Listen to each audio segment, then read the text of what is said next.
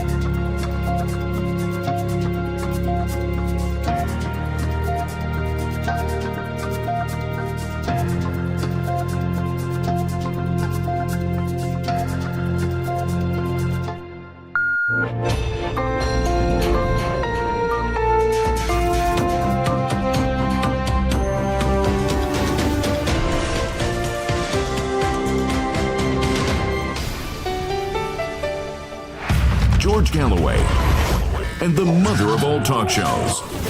Welcome to the Open University of the Airwaves with George Galloway. Curious about our curriculum? Have something to say? Then call us now to join the camp of Jabalia in Gaza. Chemical weapons, gas on a death camp in Gaza City. And a doctor in Gaza was killed under torture.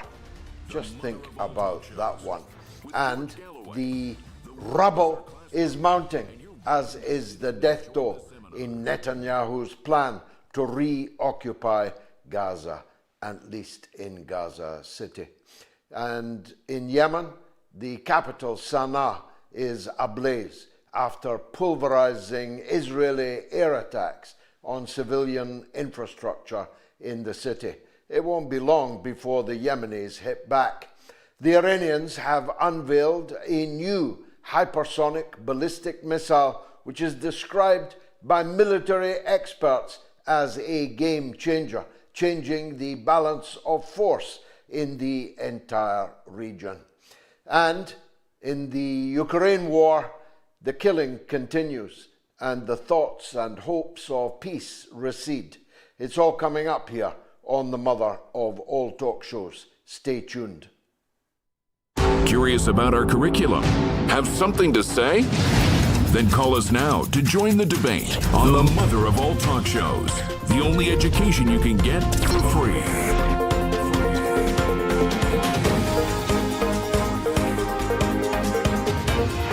George Galloway, the mother of all talk shows. With George Galloway, the world is our classroom, and you're welcome to sit in and join the seminar. An international inquiry surely must be held into the use of suspected chemical munitions in the Jabalia death camp in Gaza City overnight.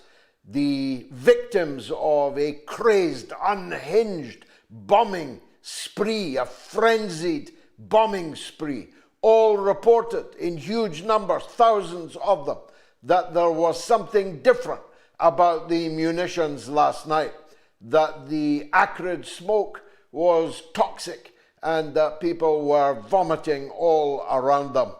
If Israel has used poison gas on the hopeless, helpless, defenseless refugees in Gaza, this would be yet another war crime, yet another crime against humanity.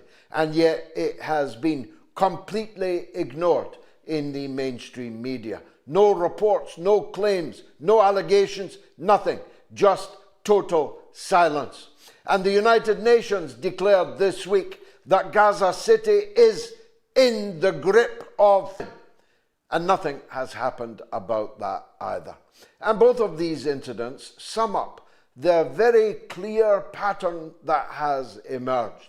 For all this bogus, fake talk in Western capitals about maybe in September conditionally recognizing a Palestinian state, the genocide is being allowed to continue, and the mass media are continuing to be complicit in drawing a veil over the slaughter. And as Putin put it just the other day, by the time these people get ready to recognize a Palestinian state, there will be nothing left to recognize. This much is clear. Donald Trump is on the rampage in Gaza. I say Donald Trump and not Netanyahu because removing Netanyahu will make no difference whatsoever. There might be some momentary celebration that somebody less ugly, somebody less vulgar, somebody less obviously murderous was at the helm, but the massacre would continue. And the area that was designated for a Palestinian state includes the West Bank, East Jerusalem, and the Gaza Strip. But if there is no Gaza Strip, and there already is no East Jerusalem, and in the West Bank, 800,000 illegal settlers have not set up camp, they have built shining cities on the hills. They have built towers, swimming pools, sprinklers. It is a highly developed pattern of settlements, enhanced this very week when Smotrich gave permission for thousands of more illegal settlement homes to be built in the illegal settlement outside Jerusalem called Ma'ale Adumim. Now, the farce that is this two-state solution has got to come to an end. You cannot have a two-state solution when one of the two states no longer demographically, geographically, topographically exists. If one of the two states has been massacred, genocided, reduced to Hiroshima-style ash and rubble, and the 800,000 Zionist settlers have taken all the best land that was supposed to be the West Bank part of the two-state solution, and East Jerusalem has been annexed, and the Knesset has told you that the West Bank is a part of Israel. It's just that the millions of people that live there will get no vote and will have no civil or any other rights. So stop talking about it. Stop lying to the people. Stop lying to the people that you are recognizing anything and that your recognition will make any difference at all. What Western government is going to take action about the killing under torture of a hospital doctor of repute in an Israeli dungeon this week? What Western government is going to take any action, not words, action, over the attrition which is taking place right as we speak? But there are no journalists left to film it because they have all been systematically murdered. And Israel is not content with massacring Palestinians. This afternoon, it was massacring Yemenis. And the Yemenis have the means and the balls to fight back. So look out, Ben Gurion Airport, look out, the settler colony state in what is called Israel. Because the Yemeni response will not be slow to come. And if necessary, they may be asking their neighbor Iran to help them respond to these war crimes that took place upon civilians and civilian infrastructure in Sanaa, the capital of Yemen today. Iran has unveiled a new missile. It is, according to military experts, and we'll be speaking to one of the very best of those, Scott Ritter, in just a minute, the new Iranian missile changes the game. It is a game changer, say military experts from all parts of the world. And so any idea that Netanyahu had of launching a fresh wave of air attacks against Iran will almost certainly result in devastating retaliation from Iran. But then maybe that's what Netanyahu wants. His only means of staying in power, out of prison on corruption charges, is for a constant state of devastating war, preferably on multiple fronts. Mind you, they don't have to worry about the Syrian front any longer.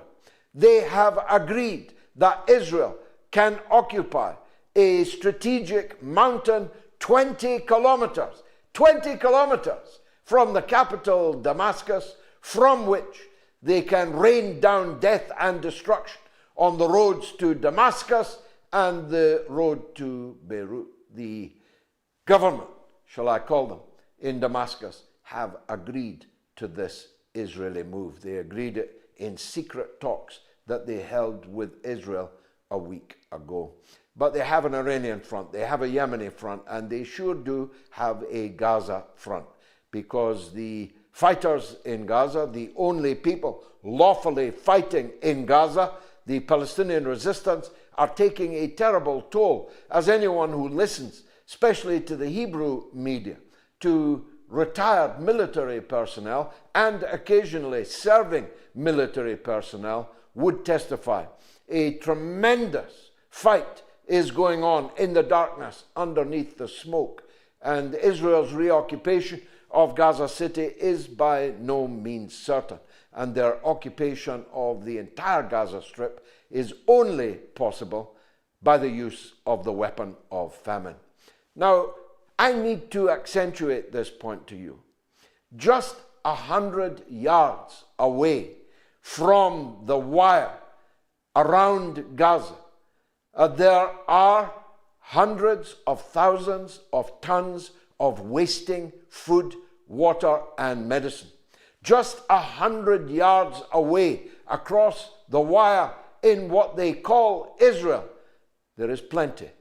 And yet, in 2025, children are dying like flies. Now, old people, sick people are dying like flies right now, this minute, of starvation and thirst and lack of access to even the most basic of medical help. Now, nobody's doing anything about that. The UN declared famine in Gaza City. What next? What happens next, UN? You've declared famine. What are you going to do next? What are you going to do about it? It is a legal obligation on all governments in the world, when clear evidence of genocide is right in front of their eyes, it is a legal obligation upon them to take action to bring that threat to humanity to an end. But none of them have, and none of them will. I'm talking about Western governments because the governments of the Arab world are simply not worth talking about at all. I feel it would defile my lips if I were to adumbrate the names of the traitors in the Arab world who are praying 5 times a day, who will fast at Ramadan, who will make pilgrimages, will go on Umrah, will go on the Hajj, whilst they are complicit in the slaughter of hundreds of thousands of Palestinian women and children. And so, be gone. I no longer wish even to think about you, never mind talk about you. The Israel front is, of course, expanding and contains within it deadly dangers, because if Iran responds to Israel's continued sabotage, spying, and pulverizing of their neighbor Yemen, and still more if Israel attacks Iran itself, Iran has the means, and I believe the will, to respond, and they may respond in ways very different to their true promises 1, 2, and 3. Now, of course, that's not the only crisis in the world. On the face of it, the bigger crisis, the bigger danger of World War III was looking like it might be on the way to resolution. The bonhomie between Trump and Putin in Alaska, the handshakes, the red carpet, the flypast, the mood music was all of a piece with the promise that Donald Trump made over and over and over again in his triumphant re-election campaign. There's only two interpretations you can make to what's happened since. Either, and I posed this question, you may recall, just prior to the meeting in the Oval Office with the 7 dwarfs of the European Union and other NATO countries, is Donald Trump a man or a mouse? Will he stand up to these people or will he succumb? And all the evidence that I have seen is that he has succumbed. He's just ordered the delivery of 3,400 new American cruise missiles to the Zelensky regime, which will be paid for by you, dear European and British taxpayer. We're paying for it, America's delivering it, and its intention is to deliver death and destruction far inside the Russian borders. So if Donald Trump is sincere in wanting to bring the Ukraine war to an end, then he's a mouse who lacks the political capital, lacks the balls, lacks the energy with which to bring it about. But there is an alternative point of view, and again I'll be asking Scott Ritter about this. The alternative point of view is that he was not sincere, that the bonhomie was fake bonhomie. It was kabuki theatre. It was look over there. It was a diversion from the twin sex scandals, both involving Israel, in which Donald Trump's administration is currently mired. The first one is obvious enough. The attempt to pretend that there never was an Epstein affair, that Epstein committed suicide for no reason, wasn't murdered, committed suicide when he had no need to because the whole Epstein affair was a Democratic Party hoax. That has failed. Trump knows it. It has completely failed. But the second one that we heard about on Wednesday from Max Blumenthal, if you haven't heard it yet, you must watch it. Go back and watch it. Is the astounding story of a top Israeli official being caught in an FBI multi-agency sting, seeking to have pedophilic sex with what he thought was an underage schoolgirl. He was caught red-handed along with other men in the sting, and all the other men are up on trial in the United States, have been given a court date in the United States, but the top Israeli official is safely back in Israel, where so many of these degenerates flee after they have been unmasked as the perverts that they are. Now, not a word of explanation has been offered. The local law official boasts in her election campaign in Nevada that she's Israel-born. Israel-born, vote for me. And she freed, allowed to leave, a top Israeli official caught in a pedophile sting. And she was appointed by Donald Trump. And Donald Trump has nothing to say about it. And actually, virtually none of the corporate media in the United States has even reported that it happened, never mind denounced it as Epstein 2.0. And Donald Trump isn't going to get clear of either of these scandals. There is a third alternative. And I drew attention to it some time ago. I have become used to seeing in the House of Commons over decades the slow and sometimes stately progress of elder statesmen to decrepit walking corpses. And I drew attention weeks ago, maybe months, to the increasing fatness of Donald Trump's ankles, to the increasing fatness of his hands. A third possibility is that Donald Trump is sick, maybe very sick, and that he cannot and does not expect to finish his presidential term. Again, we'll see what the great Scott Ritter has to say about that. This leaves me only a moment or two to discuss British politics. Many of you are confused by the wording of the poll this evening. That's why only 12,000 people have voted, although like the British general election, although the poll is low, it's overwhelming in one direction. Do you support Plasticine Action? This arises because a man in my own country of Scotland was arrested by the police for wearing a t-shirt that said, "I support Plasticine Action." Now, I don't know if plasticine has crossed the ocean. It's Play-Doh, essentially. It is moldable. You make little men out of it. And on that t-shirt was a little plasticine man. But he was arrested because the cops couldn't spell. They thought it said something other than plasticine.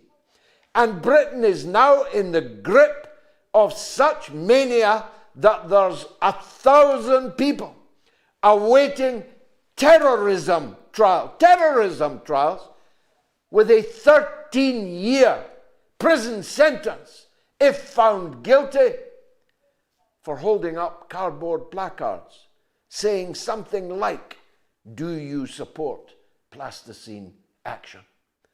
The law has been made an ass. The law has been brought into complete disrepute. And the minister, Yvettecooper, responsible for it, will have to resign. There's much more coming up where this came from. Stay tuned. I'll be back in 60 seconds. It's the mother of all talk shows.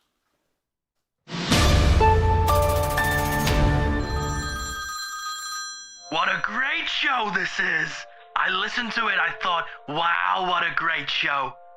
I've called into your show today, George, because I'm a great caller. Probably the greatest caller you've ever had.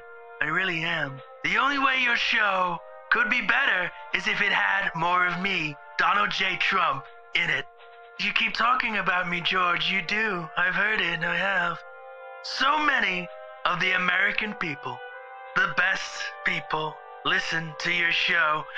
And I've heard them crying about me. I have, and I listen and I go, ooh, America, don't cry. Don't cry. You need to be careful what you say about me, George.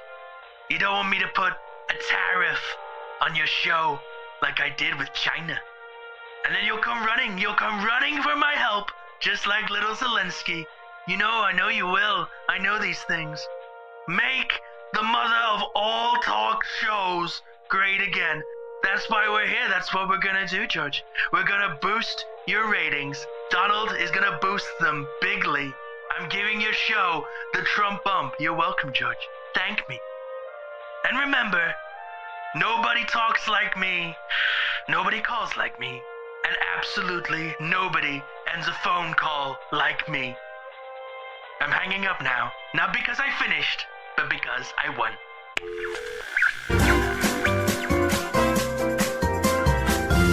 You are listening to the mother of all talk shows with George Galloway.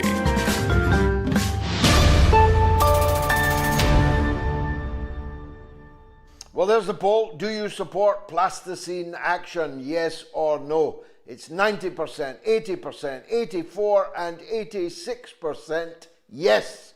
Plasticine action. They ought to establish themselves and open a bank account. There'll be quids in. You can vote on my Telegram channel, t.me/George Galloway. You can vote on my X. You can vote on the YouTube community poll and on the YouTube stream. And if you're watching on the YouTube stream, please don't forget to subscribe to the channel. Give the show a thumbs up and spread the word amongst your friends and contacts. If you want to call the show, it's toll free in the United States and Canada, +1 844 944 3344. It's free in Britain and Ireland, 0808 196 5522. And the worldwide number is 0044 203 966 2625. Scott Ritter, once an eminent United Nations weapons inspector and a former Marine Corps intelligence officer, has developed into a seer. He's developed into a soldier scholar of some global significance. And I'm glad to say he always answers our call. Scott Ritter, welcome to the show. Before we get on to what's probably the bigger in Ukraine, I wanted to ask you about this new missile that Iran has unveiled. Well, characteristically, it's still partially veiled, but its main attributes seem to be well enough known amongst military people around the globe. Is it a game changer in your view?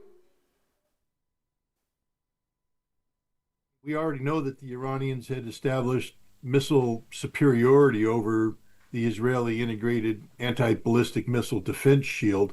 That was proven during the 12-day conflict between Israel and Iran. What Iran is doing now is fielding even more advanced systems that are designed specifically to defeat the Israeli ballistic missile defense shield. Understand this, the Israeli ballistic missile defense shield isn't getting any better. There are no new weapons coming out. It is what it is. The Iranian ballistic missile attack capability is getting better by orders of magnitude. So if there is a renewed conflict between Israel and Iran, understand this, the Israeli missile defense shield will be overwhelmed immediately, and the consequences to Israel will be devastating. And is there any possibility in those circumstances that before anything changes, that Iran might take the initiative? After all, Israeli commanders and heads of the government are daily declaring that they're going to attack Iran. That gives a legal basis for self-defense, does it not? I'm not a international lawyer, and I don't play one on TV, but my understanding of international law and the concept of preemptive self-defense under Article 51, established by legal precedent that's founded in the United States Supreme Court, yes, gives Iran the ability to preempt any Israeli attack. And if the Israelis are announcing it, if they're officials who are directly related to the decision-making necessary to launch a strike are talking about this, Iran has every right under international law to preempt that attack. Iran historically has avoided this kind of action, and I don't know if Iran would do this, but Iran does have the right to do it. And the reports of unconventional weapons overnight in Jabalia, a camp I know well, are widespread. But of course, we lack the ability to investigate. There are no journalists left in Gaza, virtually none, and there are no officials who could investigate it. But very widespread reports, for the first time I may add, overnight, that chemical weapons may have been used in the munitions. Last night, you and I are both familiar with the use of unconventional weapons, depleted uranium in particular, in Iraq. Is there any possibility that, given the toughness of the fight in Gaza, that Israel may be resorting to unconventional weapons like that? There's no doubt in my mind that Israel is capable of using these weapons. They possess these weapons.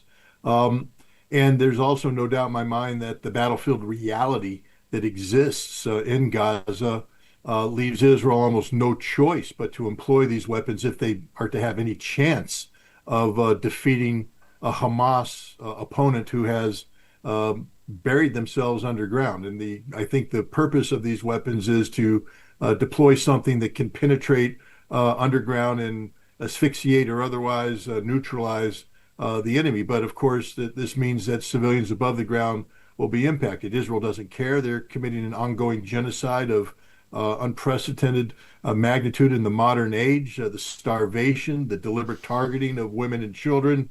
So no one should be shocked that Israel would seek to embrace, what is in effect a war crime, because they're committing a war crime. Their very existence is a war crime nowadays.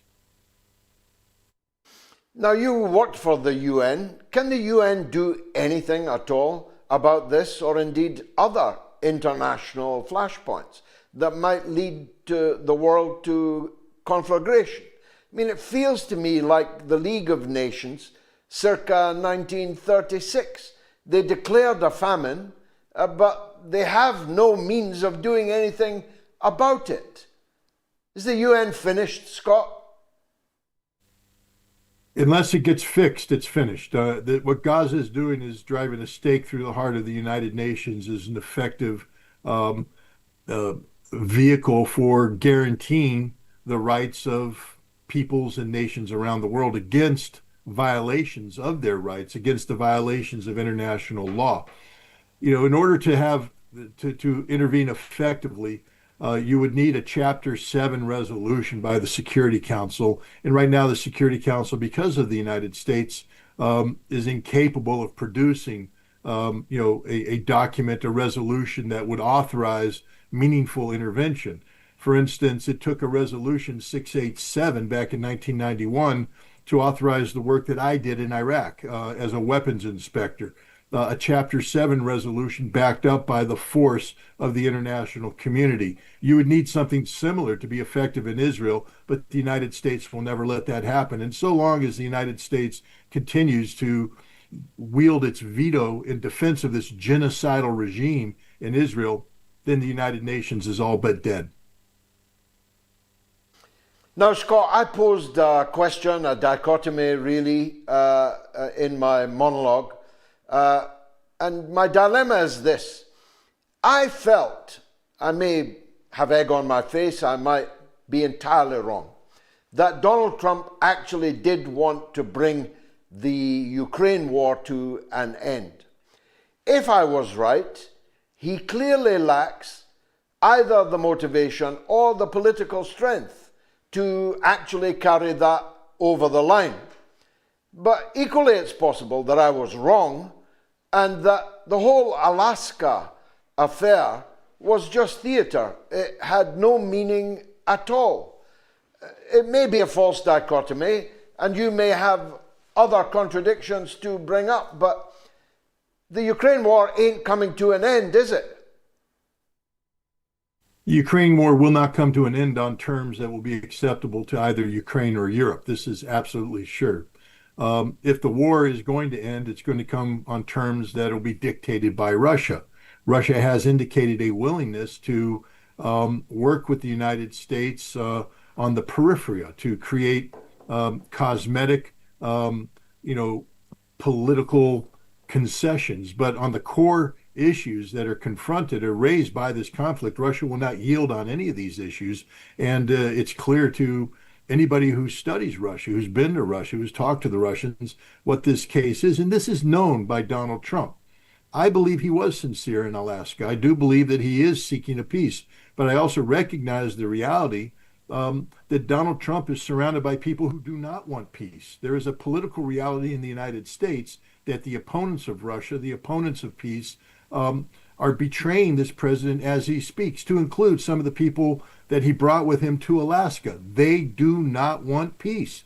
And so the president has to play political games. He has a very critical midterm election coming up that if he doesn't carry, if his party doesn't carry and sustain control of the House and the Senate, his term is over, finished. He won't get anything done that he wants because he'll be stymied by Congress. And so this president has to say things and posture and do things that, people like you and I who are hoping for decisive action on the part of the president will be disappointed in this. But I believe you're going to ask a question about the missiles, and so I'm going to preempt your question and just to show this as a case study. The missile in question, the ERAM, Advanced Extended Range Attack Missile or something, it's a missile that was created in 2023, 2024, specifically for Ukraine by the United States Air Force. Created means conceptualized. They had 2 years to begin production. The missile has not gone into serial production yet. It's still a theory, a concept. Trump can speak of selling 3,600 and some odd missiles to Ukraine. These missiles don't exist. They haven't been built yet.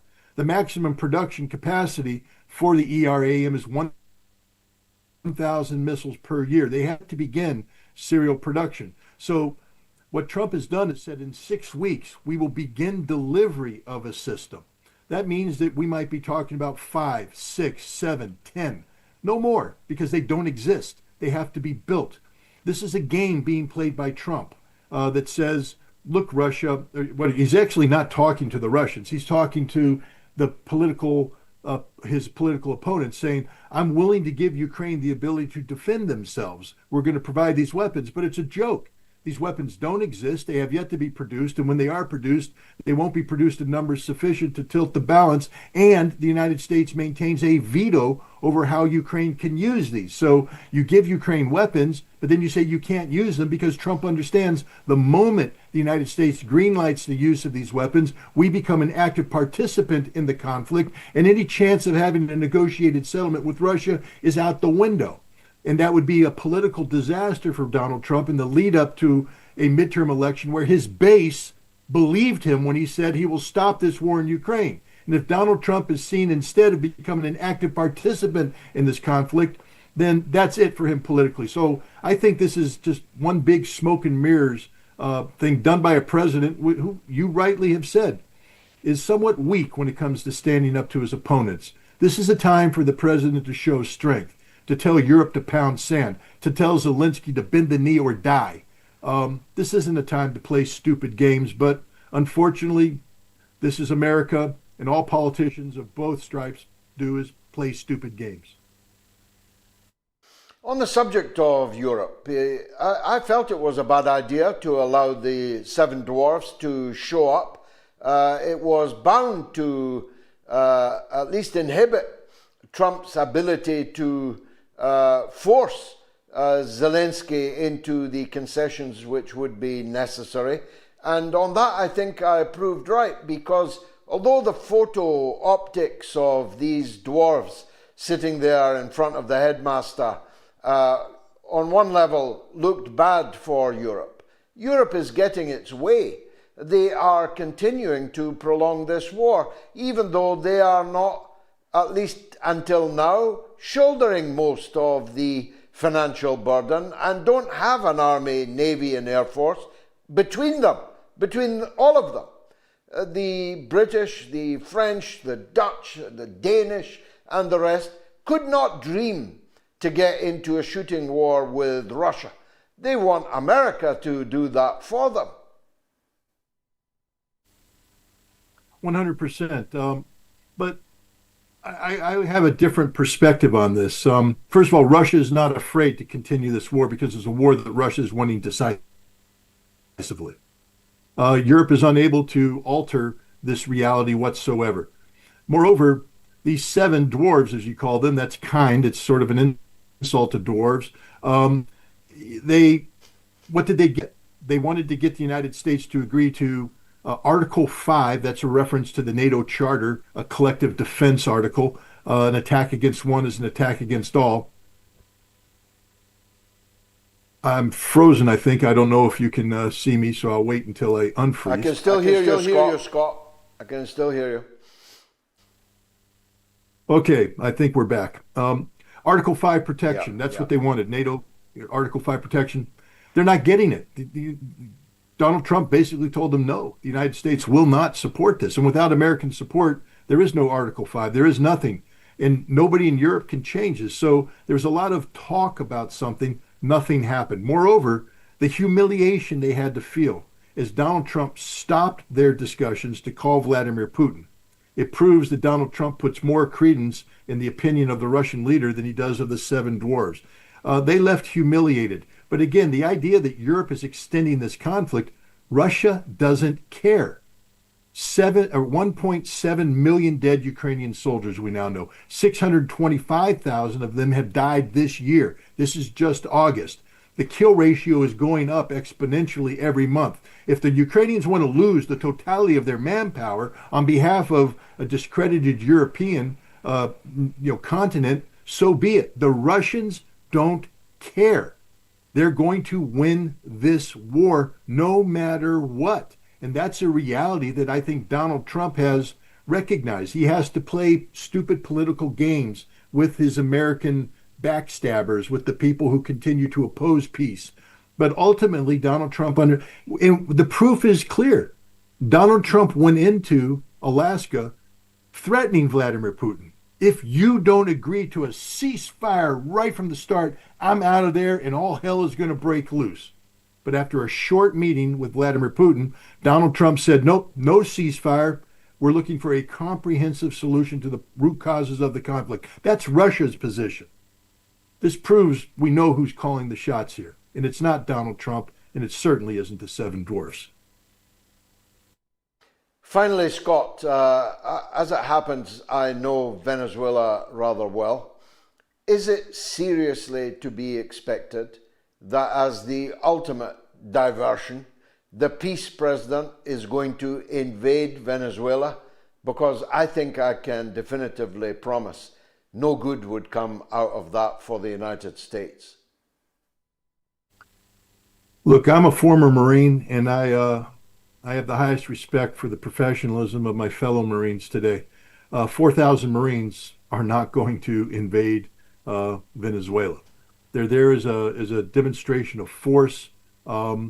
That's it. They may make, I don't know what the president's planning, but to go into a nation the size of Venezuela with a military as well trained as the Venezuelan military, with a population ready to rise up and defend Venezuela, you would have to come in with forces that number in the hundreds of thousands, if not millions. And we simply don't have the force. So this is Marco Rubio's muscle flexing, trying to put pressure on Venezuela to create a diversion. Marco Rubio doesn't believe in Ukraine. He doesn't believe in making peace in Ukraine, and he's losing that conflict. So what Marco Rubio is doing is, starting to talk about what he does care about, which has always been intervention into Latin America, into South America. He's flexing muscles, though, that the United States doesn't possess. The United States doesn't have sufficient military power right now to project any meaningful military force into Venezuela. We've lost Colombia. That used to be a place where we could talk about, staging military force. But Colombia and Venezuela now are on the same page, talking about joint defense. This is just ridiculous flexing on the part of Marco Rubio, and it'll lead to yet more embarrassment for the Trump administration. And is he out the woods on Epstein, but maybe not? What do you think? I don't believe so. I can't claim to know everything about the Epstein case. I've spoken to Ryan Dawson, who's very well informed on this matter. I believe that there is substance to these allegations. Whether or not that sticks to Donald Trump, I don't know.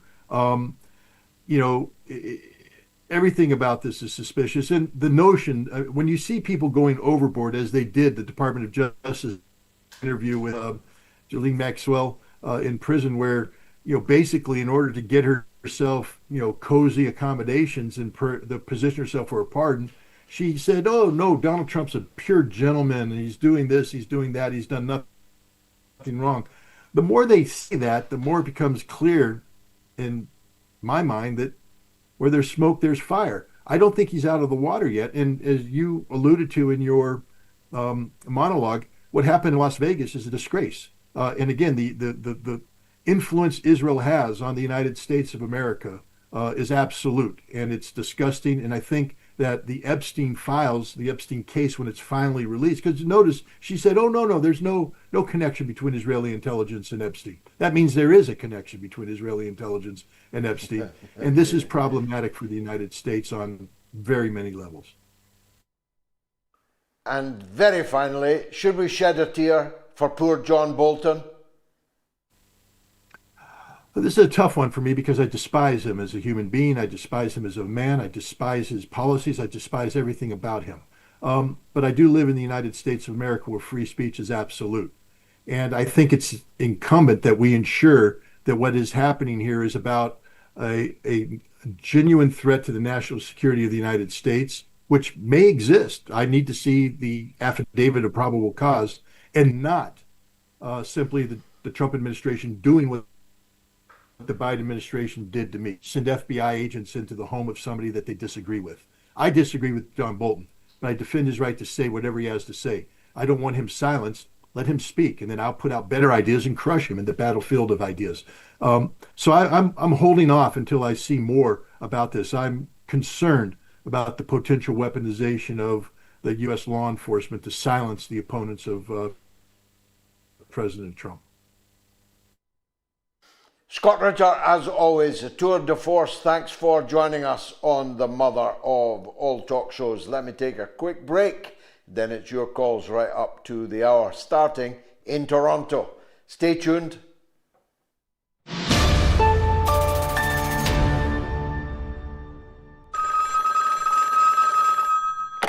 On the line is a Rose in Texas. I was at the beginning of a song on Californication, which is a song. Rose, welcome to the show. Fan of the show, transgender fan of the show, and I wanted to briefly address your monologue from last week on Californication, because I almost entirely agree with what you said. Trans women athletes taking medals and records, directing children at nightclubs, and even going to elementary schools themselves, not to mention hormone blockers for children as well. The attack on freedom of speech, not only against conservatives, but anyone who doesn't fall in line with the agenda, rainbow flags on NATO military aircraft, which is certainly doing more to cultivate anti-queer sentiment around the world than there already is. All of that makes me sick. So because I don't believe in incest, bestiality, necrophilia, and pedophilia, I'm basically culturally right-wing by today's standards, even though less than 5 years ago, I'd still be left-wing. So in regards to you and everyone else watching who thinks of me and people like me as the villains right now, you should know that I support the most traditional Muslim, Jewish, Abrahamic believers to be as homophobic and transphobic as they want, because guess what? That's freedom of religion, which is a value we claim to have in the West. Now, my religion, I suppose, is I believe I'm a woman, but guess what? Not everyone has to convert to my religion. Otherwise, we basically have a theocracy, only this theocracy is for the ever-evolving LGBTQIA supercalifragilisticexpialidocious club. So that's all I wanted to get out of my system. Thank you. Well, Rose, if I could put your call in a glass bottle and ship it around the world, I promise you that I would do so. Crystal clear, beautifully expressed, and I wish you every happiness in life. It is exactly what people who are transgender should be saying. And if they were, they would disappoint the liberal zealots who want to use them as a battering ram against the traditional family values of the rest of us. Beautifully expressed, Rose. I'll never forget it.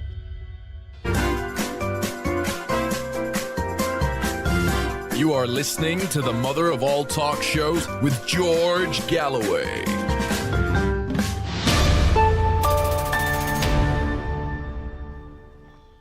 Well, do you support Plasticine Action? More people have cottoned on and the vote is going up, but the balance is not changing. You can call me. It's toll-free in the United States and Canada, +1 844 944 3344. Free of charge in Britain and Ireland, 0808 196 5522, and the worldwide number 0044 203 966 2625. I promised you Toronto. Ahmad is in Toronto but wants to talk about Ukraine and the US. Go ahead, Ahmad. Hi, George.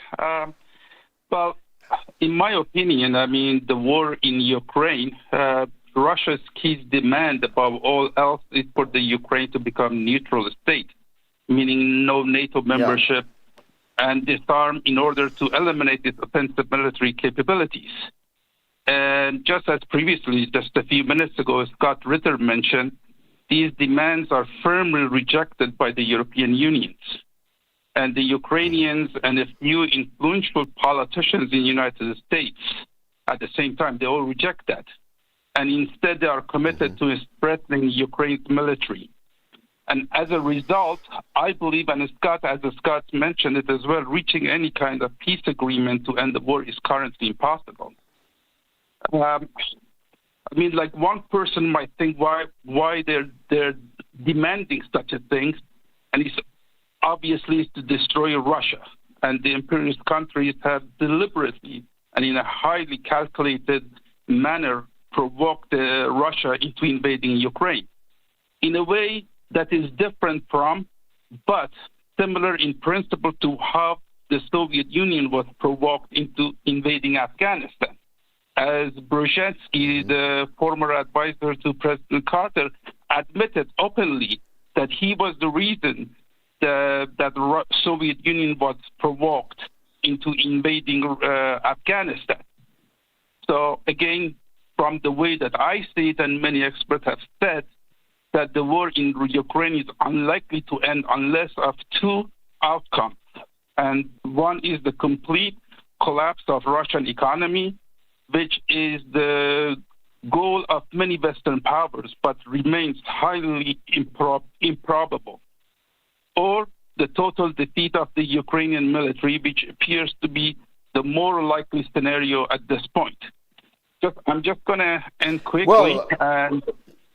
Yes, I just want to mention one more thing, and I'm going to be quick about it.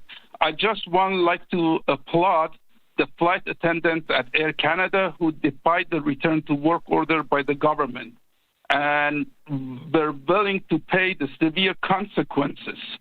So, and they stood their ground, and the struggle of the workers around the globe are deeply connected to the broader resistance of all oppressed people around the world, such as the Palestinian in Gaza.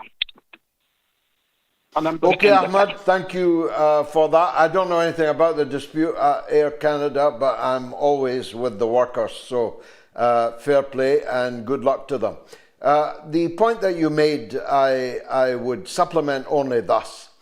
It's not enough to say that Ukraine will not be joining NATO.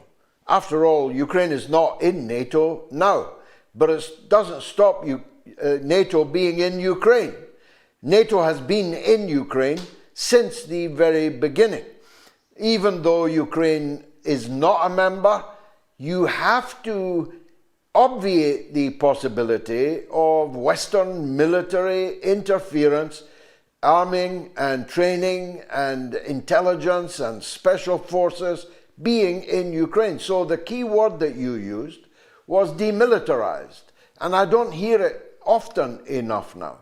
You cannot possibly, after all this, 1.7 million dead Ukrainians, you cannot possibly end the war with the possibility that the war will begin again, and that the NATO powers are merely going to bide their time and use their time, as they did when the great charade, farce of the Minsk agreements happened.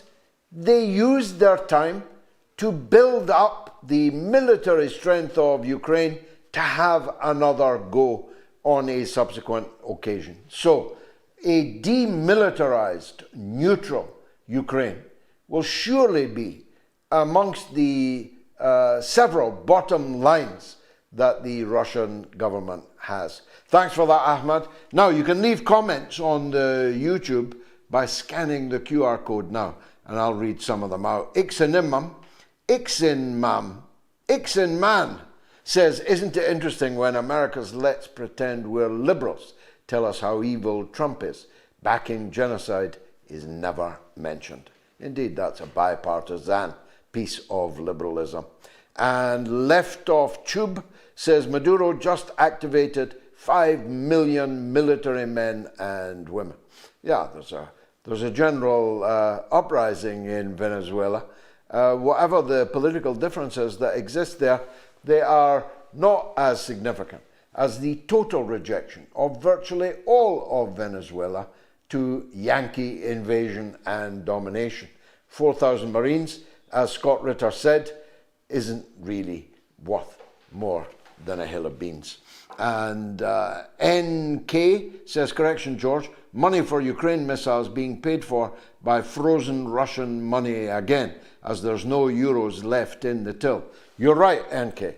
But although it is Russian money, it's the interest and the proceeds, the revenue from frozen Russian assets, it will be the European economies that are paying for it at Russia's expense for now, but that will not last forever. And if it happens, Russia's retaliation against Western interests for the use of this frozen revenue will be very substantial and will at least equal the amount that is being stolen from them. And In-Man 1 says, isn't it interesting when America's pretend? No, I've already done that one. EM says, I'm no fan of John Bolton. Yes, they are attacking the wrong people. Funny how the Epstein snakes are getting a free ride. Let's go to Vermont, where Raphael wants to talk about Palestine. Welcome, Raphael. I saw there was quite big news in Vermont about Palestine. Tell me about it.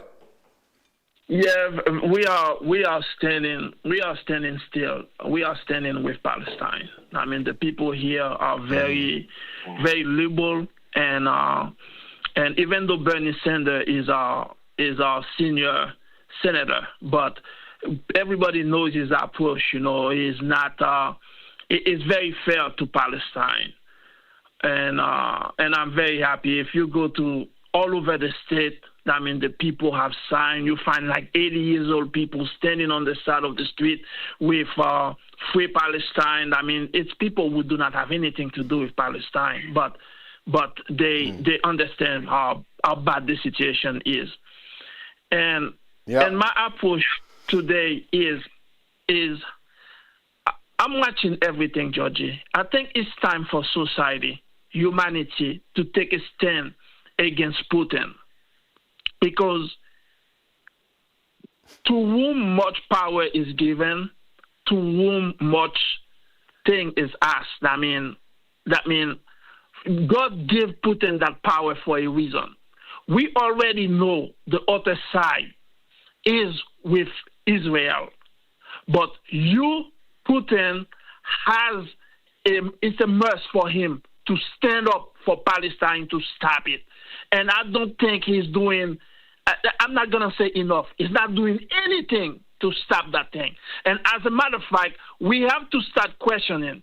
Is Putin a Zionist? Because 500 years from now, society, history going to question Putin. And they're going to ask him, they're going to ask questions. Is he a Zionist? Does he like what Israel is doing? Because everybody in World War II, people stood up to Germany. They said, no, we don't want you to exterminate the Jew. Yes, it took a long time, but at the end, everybody were clear. But we need to start asking Putin and Lavrov, do you support what Israel is doing? Because if you did not, Putin can stop everything today in 1 hour.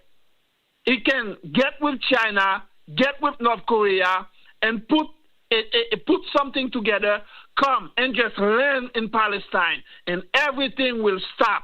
Why is not doing it? And it's up to us, the 7 billion people in this world, to ask ourselves, why we're not asking together, we're not making a big noise to ask Putin, what are you doing? Why you not stopping it? If not, we're going to stop it. Listen, Raf, there's a long list of people that we should be asking that of. Putin and Lavrov are quite far down the list. Let me deal with some of the points that you have made. Some of them are very easily dealt with. Does the Russian government support what Israel is doing? Absolutely not. They make daily pronouncements that condemn utterly the massacre, the genocide in Gaza. I quoted Putin in my monologue that he was attacking these Western governments that are trying to throw sand in our eyes about a future recognition of a non-existing state of Palestine. As he said, by the time they get round to doing that, Palestine will no longer exist. So that was Putin that said that. But the idea that Putin is the man that could stop the war in an hour is somewhat misplaced, coming from somebody in the United States of America. It might well be that the reason Russia and China are not militarily invading Gaza to exercise their right to protect the vulnerable 2 million people there being massacred is because it would ineluctably mean World War III against the United States of America. And maybe, just maybe, Putin's got his hands full fighting NATO in Ukraine and doesn't fancy a new fight with NATO in the Middle East. Now, I understand your frustration. It's only words that are coming from Russia and China, nothing else. In fact, they're both still trading with Israel. And in history, you're right, that will be an utterly condemnable thing. And on the long list of people who have collaborated or failed to rise to the occasion of their international responsibilities, both Russia and China will feature. But there'll be about numbers 98 and 99 out of 100, whilst your country and mine will be at numbers 1 and 2. You feel me, Raf? Thanks for the call in Vermont. My good wife went to university there and speaks highly of your beautiful state. Now, a big thanks to this week's top donors who visited the MOATS.tv website. Patrick McMahon, Emilio Zorlaki, Clive Hewlett, Stephen Rosima, and Nelson Betancourt. Thank you very much, every one of you. And if you haven't yet visited MOATS.tv and left a donation, please do it by the end of the night. So the numbers are toll-free in the US and Canada, +1 844 944 3344, free of charge in Britain and Ireland, 0808 196 5522, and the worldwide number 0044 203 966 2625. I'll take a quick break, and after that break, it's the one and only Thiago Ávila, Brazilian activist aboard the Madleeen, heading again to Gaza to break the siege. You don't want to miss him, I assure you. Stay tuned.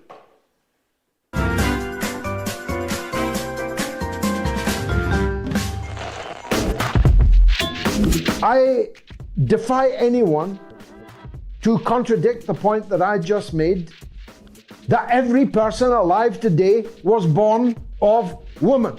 So why would we say that the people in the labor wards, in the maternity units, are people who are giving birth? Why can't we say women? Why can't we say mothers? Why can't we say women who are breastfeeding, mothers who are breastfeeding? Why do we need to say people who are chest feeding?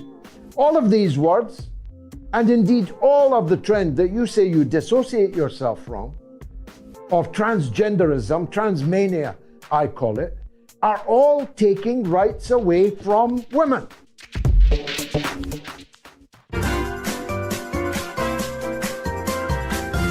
You are listening to the mother of all talk shows with George Galloway.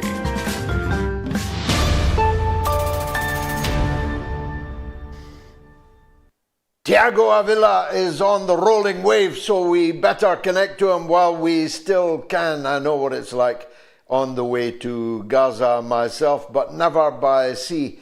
Thiago, you are one of the modern day heroes who is repeatedly trying to breach the siege. The last one didn't end well. You're just trying and trying and trying again, intending that one day you will succeed? Or are you demonstrating the complete inability of the governments of the world to do anything at all? Is that the strategic purpose of these repeated convoys that you are leading? Thank you so much, George, for having me here. It's actually an honor being with you. You do such an important work. And it's a privilege to be here with your audience as well. So dedicated and so sensitive to the Palestinian cause. I'm actually here at the boarding place of one of our missions. We have now the biggest solidarity mission ever. And the strategic goal is what you said. First of all, is to try to break this illegal siege of 18 years over Gaza and be in support and solidarity with the Palestinian people who had been suffering 8 decades of genocide and ethnic cleansing. That, like you said, structured itself into an apartheid colonial state, and which is led not by a religion, but by a racist and supremacist ideology called Zionism. And our goal is to be in solidarity with the Palestinian people by trying to break this horrific siege, and even when we don't break, by showing the cruelty that it involves, and putting pressure on people so that governments can break their relations, stop the complicity, be a part of a political education process as well, to mobilize as part of this global uprising.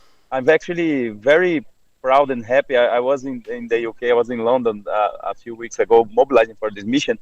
And I was so happy because I said, I'm at a place on the global north, which had the biggest mobilization for Palestine. So it was an honor being there with all of you. And I said, the demonstrations that you did in London and the demonstrations that happened in Amman and in Baghdad and so many countries that went over millions, these are also part of the same strategy. The demonstrations, the boycott, the flotillas, all of the actions that we try to do, the land convoys is part of the same goal, to be in solidarity with a people that is being suffering so much from imperialism, from Zionism. And of course, we need to continue going. The history of anti-colonial struggle is a history of persistence, that whenever the people, the indigenous people continue to struggle for freedom, they achieve this freedom. And this comes earlier when we have international solidarity side by side. So it's our duty to be doing this.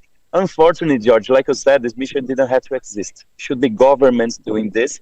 But since they're failing, we need to do our part. We will not abandon the Palestinian people like the governments are doing. So that's why we're doing this. And the same way that you're breaking the media blockade, bringing true information, we are on the same trench here for liberation and for humanity. Amen. The model of convoys, I did it by land when it was comparatively easy compared to your seaborne attempts. I say comparatively easy. We were brutally attacked by the Egyptian regime, and that's something that hasn't changed with the change of president. But what they do, they provide a daily story. They provide a daily narrative that people can follow, that the media that is interested, and most of them are not, but some of them are, have something new daily to report, all of which draws attention to the siege. Now, one of the most significant things you said so far is that this siege has been going on for 18 years. It didn't begin on the 7th of October. Gaza has been besieged for 18 years. I know that because I was trying to break that siege 18 years ago. Is the media following the flotillas that you are organizing? It's very curious to see the different response from the media, George, in every mission.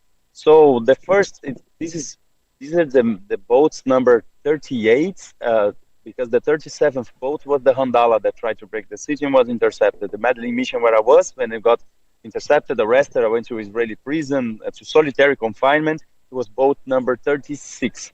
And now we have dozens of boats, more than all of the other boats combined.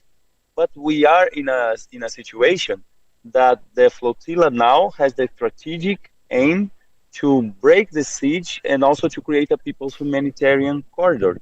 So that's why pretty much why we need to continue doing this. What I always say is that imagine how many days the media is trying to change the subject and not to show about Gaza, to talk about Gaza. They talk about Gaza to save face because they've been complicit with it for almost 2 years.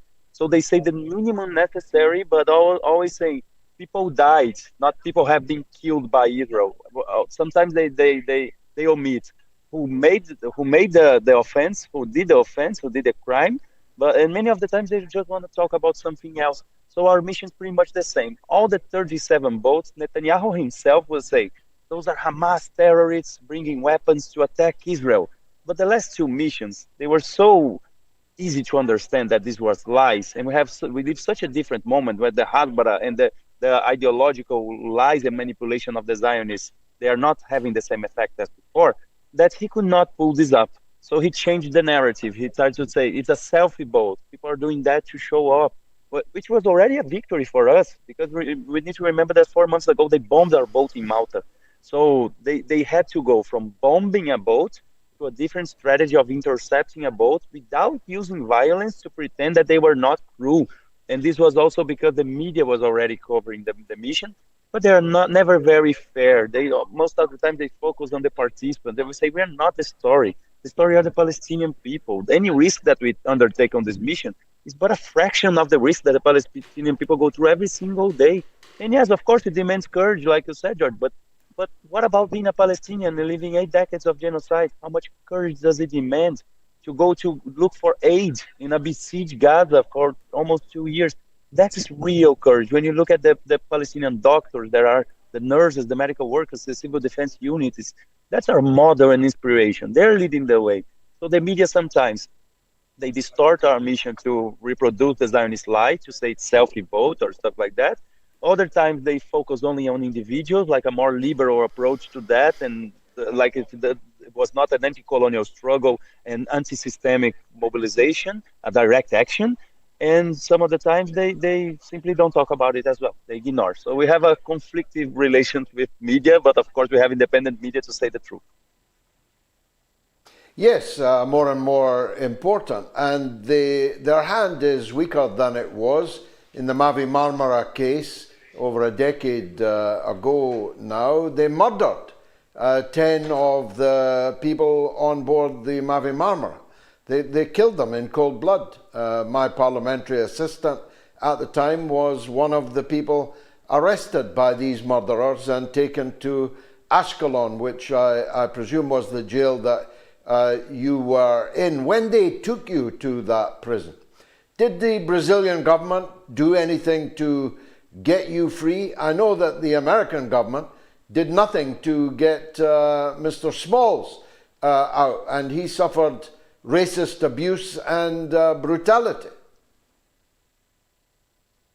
Yeah, we have a degree of diplomatic support on our mission that we see that the global south countries are usually a bit more dedicated to attend to their participants on our mission. And some of the global north countries that are more supportive of the Palestinian cause, the ones that recognize the Palestinian state as well.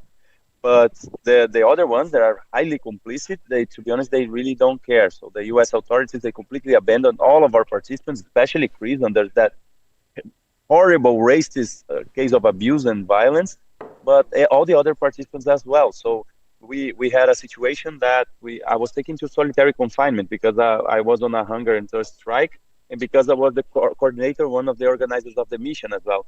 So when I was there, they said I could not talk to any diplomatic envoy or anything else, but the Brazilian government was trying, as well as the Palestinian advocates, the lawyer, the attorneys that were there trying to get us out of there as soon as they could. So we see an effort, but when we look at the complicit countries, unfortunately, they completely abandon people the same way that they still have the courage to send bombs or to provide diplomatic cover to the Zionist regime. Now, the tactic has been a very good tactic to get high-profile people on these voyages, which is not easy. Not easy to get people of advanced years, not easy to get people that can leave their work for weeks to do this. Not easy to get people who can bear the depredations of a boat trip. It's not exactly a cruise liner that you're on. Are you running out in any way of well-known volunteers, or have you got any up your sleeve for the next one? Actually, now, George, we are at the eve of the biggest solidarity mission ever attempted since the horrific siege started. So imagine, we have more boats than all the other boats combined. We have more participants than all the other participants combined. And we have more parliamentarians confirmed, for example, than all the other missions combined as well. So we are going on a very, very strong mission right now, because and it's not even because we want, but it's because the situation in the ground, the full invasion of Gaza City, the complete destruction of all lifeline in Gaza demands us to do that. The sense of urgency needs to be the highest for any human being on this planet. So people are aware. We have a social majority in a planet of 8 billion people that knows that starving children to death is wrong, bombing hospitals, schools, shelters, but they don't see that they have the means to change stuff because they don't control the nation states, the government, the complicit governments. So right now we are calling on a global rise up, that we need to not only go on the boat missions, but we need to mobilize in the streets, because now is the decisive moment for the Palestinian people. So that's why we have such a huge mission. It's not because we wanted. To be honest, we wanted all people to be able to live fair and free and equal, and we didn't have to mobilize for this. We all have families. I'm a father of a 2-year-old baby daughter. I wish I was home. But how can I go home knowing that other 2-year-olds are starving to death? Right here, with the whole world watching, in the first televised genocide of human history. So we need to mobilize, our duty to do so. Amen to that. How can people support your work, Thiago? How do they contact you? Thank you, George. To support the mission, you go to globalsumudflotilla.org or follow our social media pages, Global Sumud Flotilla. There you'll see a lot of call to action. To go to demonstrations while we are at sea, to demand and pressure the governments for a safe passage, to spread the word as well, so the algorithms of this horrible big techs will not be able to silence us as well. Visibility for a mission means safety. The most visible we are, the less likely is for Israel to pay the political cost of killing all of us, which of course is what they would like to do. But if they don't have the capacity to pay this political cost, they will have to deal with it in a different way. And we want to be so big and so organized and put so much pressure that the only thing that they can do is not to intervene and stay out of our way for us to get to Gaza, which is what the International Court of Justice demands that they do. They don't stop any humanitarian mission to Gaza, and we finally can create a humanitarian corridor. So we are not counting only on the boat mission, George. Now we're counting on you. We're counting on everyone who is online, everyone who's on the streets. We need to do this together. The boats are not more important than the land work, than the media work. We all, as humanity, we need to move right now. Yeah, we'll put the details of your website and so on up on the screen during the course of this show, and we will follow as a narrative that unfolds your great mission. You've got the support of the best people in the world. You're hated by the worst people in the world, and as a believer, I believe that you are sailing to heaven when the time comes. Thiago Ávila, Brazilian activist on board the Madleeen, the one that was before the handler that was brutally seized by the Israelis. Thiago was taken to prison, didn't want to make much of that, but he was on a hunger strike and a thirst strike in the Israeli dungeon. And I think he has the respect and love of all of us. Let me take a quick break, then it's your calls all the way up to Gayatri's social media roundup. Stay tuned, I'll be right back.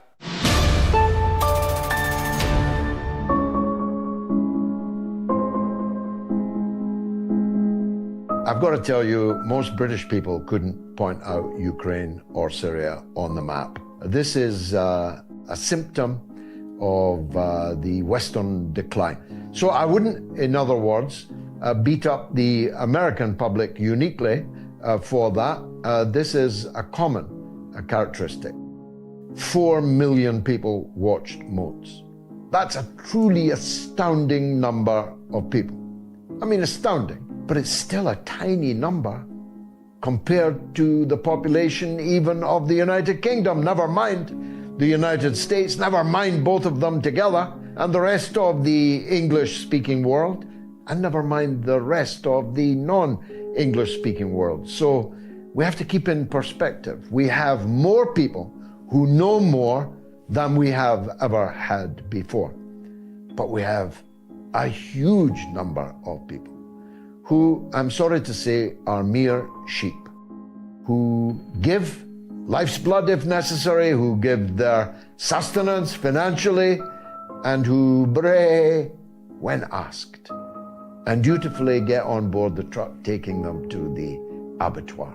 But it seems to me, given the unique horror of 9/11, the impact of 9/11 on the American psyche, that the very organization that the US government says carried out the 9/11 mass murder of thousands of American citizens is the same Al-Qaeda that American weapons, money, diplomatic cover, and endless propaganda was used to put into power in Damascus. Now, as a contradiction, that is as sharp as it's possible to get as a contradiction.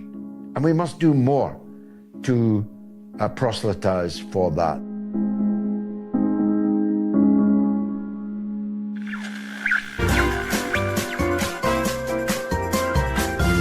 You are listening to the mother of all talk shows with George Galloway.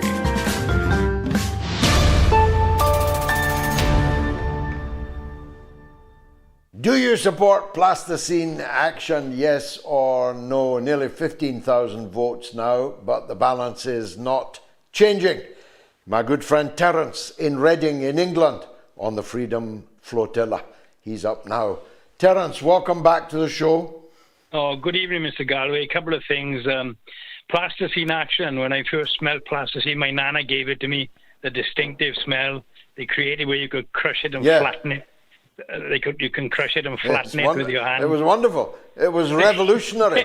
When I was young, there was no such advanced toys. I know. Our children have been lucky.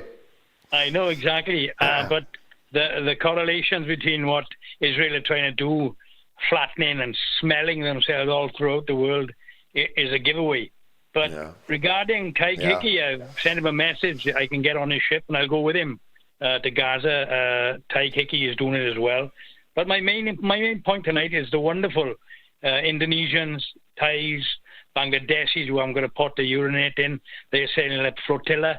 I've been reading the wording that they've used for the last week. They aim to break Israelis' illegal blockade and draw attention to international complicity. That's the word from them all. International complicity in the face of the ongoing genocide against the Palestinian people. You can't put it any better than that. And I wish them all, as people of faith and humanity, and if there's a place on Tyke Hickey's boat, count me in, because I'll go with him. I don't fear death. I never have. And what I fear is that nobody's doing anything. The people that are filching the world's money markets, they keeping bombs, killing kids, they pink dusting everyone. And the more angry I get, the more I want to do that. And if there's a room on Tyke's boat, give him a shout and tell him I send him a message. I'll go with him. I want to, I'd like to be part of it. And God bless all their efforts and that young boy, Ávila, as well. What say you, Mr. Galloway? Well, that's a beautiful call, and I couldn't put it better than that. We have an obligation to do something, to do whatever it is that we can. And people who have got sea legs and who can get away for the length of time that the whole operation will take, they should volunteer to do it, as you nobly have. I'm not going to take a guess at what age you are, Terence, but it might be that you're not a young man. And the fact that you are genuinely ready to do it is a very commendable thing. Speaks to your human character and the power of faith. I know you are, like me, a man of faith. So it's a beautiful offer. We will pass it along to Tig, who's a great friend of the show. I've been a guest here many times, been a guest presenter here. And he's one of the people I was alluding to about the well-known people who do tend to lift the possibility of attracting the publicity that we need to do. Some cynics will say, well, it won't get through.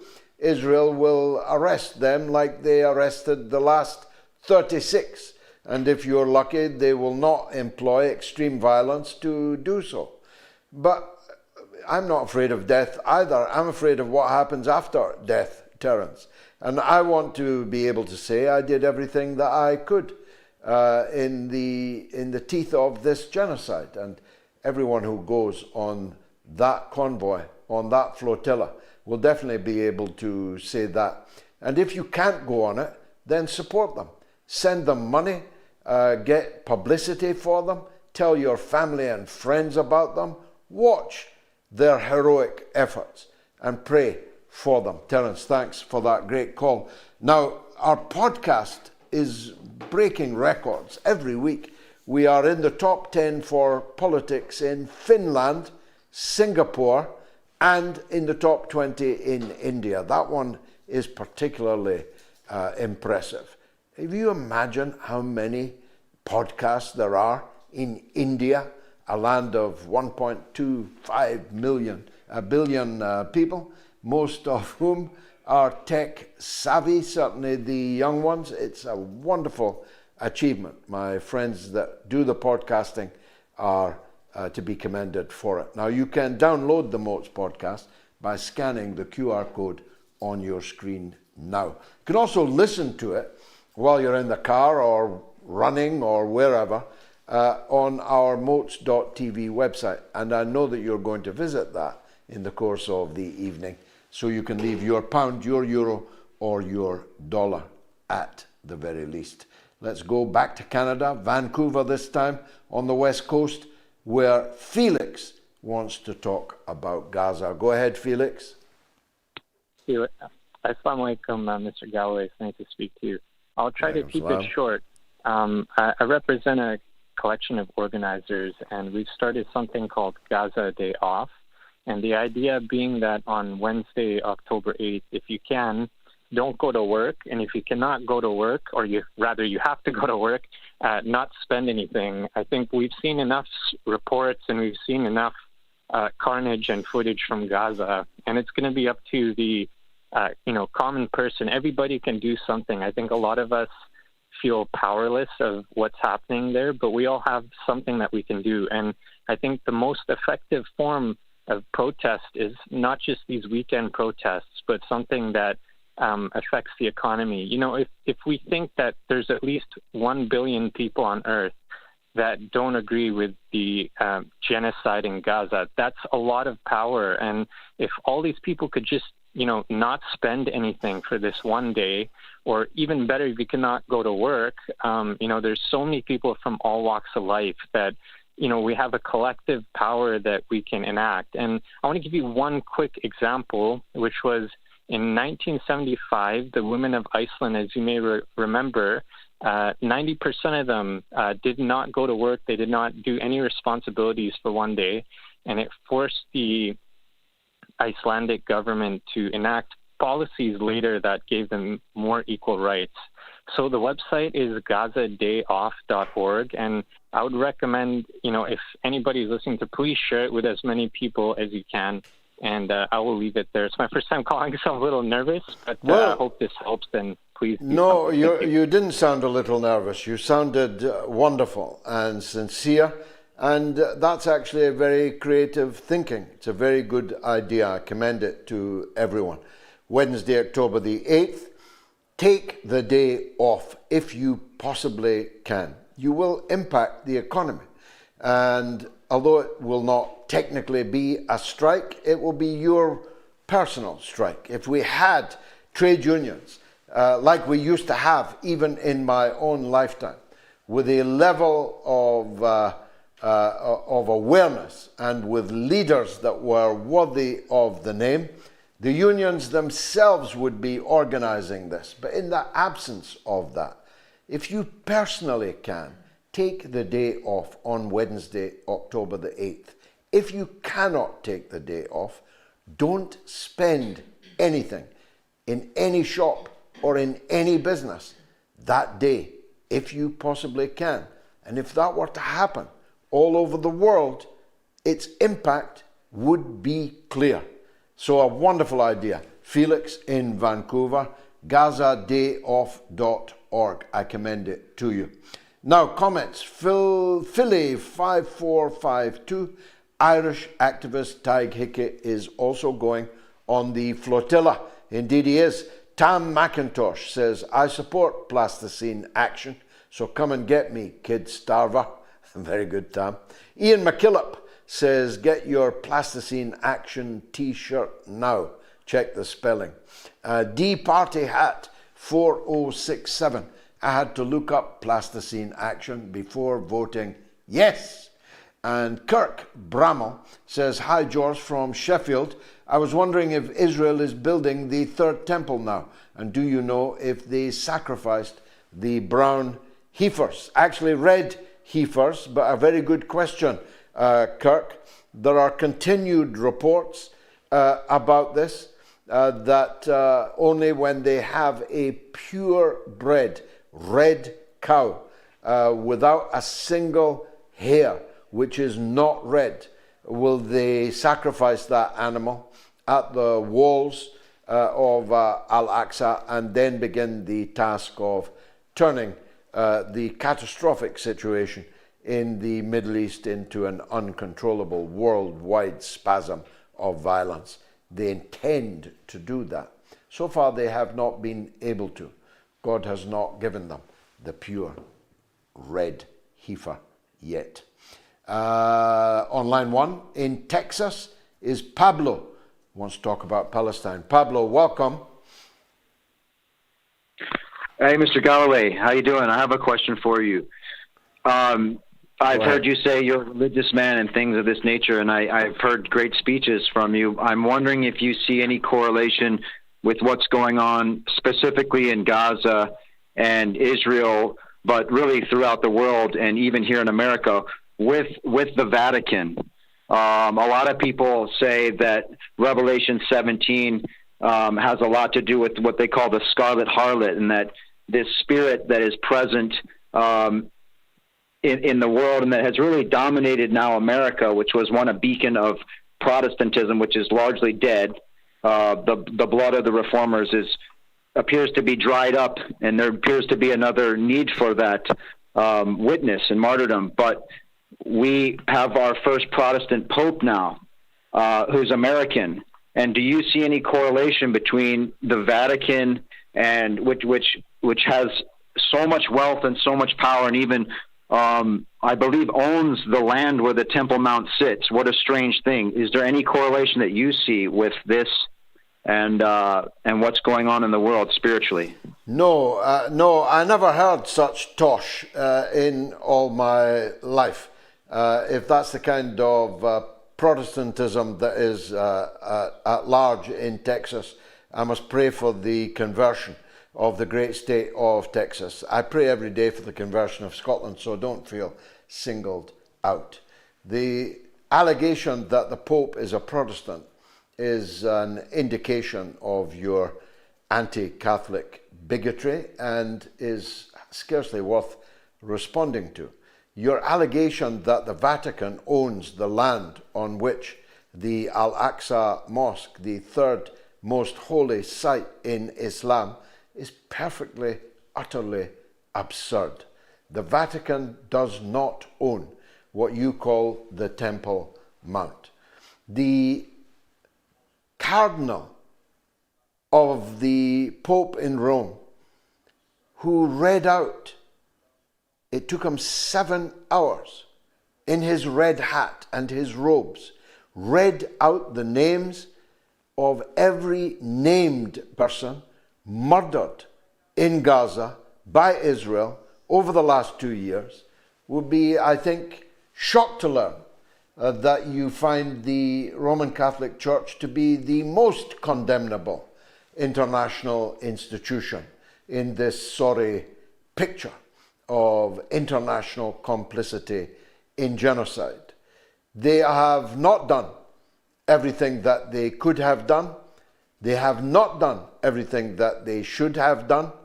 But the late Pope Francis called the Church of the Holy Family in Gaza every single night at 7 o'clock. He constantly prayed for them.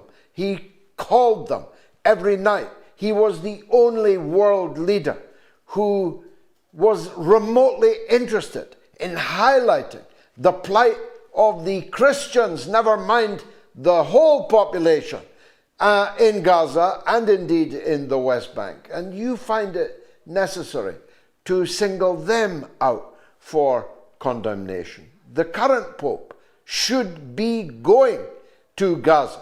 I have called for him to go to Gaza here on this show, and he has not done so.